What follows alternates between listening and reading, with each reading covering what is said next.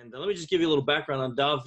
I know you can't believe it by looking at him, but he's been in this space for 34 years, which when I heard that kind of just blew my mind. Now, what's the space he's in? Well, he's a leadership coach, but it's just really touching the surface of what he does. He works with CEOs, athletes, entertainers, musicians, to really teach them how to learn to be a high-level leader. Dov, thanks for coming and joining me for a little chat today. My pleasure, Chris. I'm actually looking forward to this very much. It's fascinating because when you say leadership coach, it's something I would never call myself and never did. But the people I work with are like you, Chris. They're people who are leaders in their world. So whether you run a company or whether you don't run a company, but if you're like, how do I really up my game? How do I hack into get into that next level in my life? Those are the people come to me. That's awesome.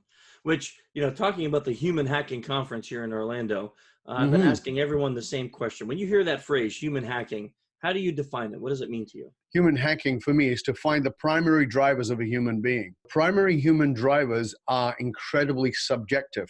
Those 6 have permutations. It's like, ones and zeros. The permutation is infinite. Well, it's the same thing with this. This 6 hierarchy of needs is infinite in its permutations because it's so subjective. You have to look at why they're driven towards significance because that's actually their path. And when you understand that, this is what's so fantastic about this. You start to find what we call the one red thread of their life. And that one red thread weaves throughout their entire life. It's usually under the surface. Once you get to know what that is, you understand it's still the same primary driver. But here's the thing. If I take a coin and I flip it upwards and it goes up heads and comes down tails, is it a different coin?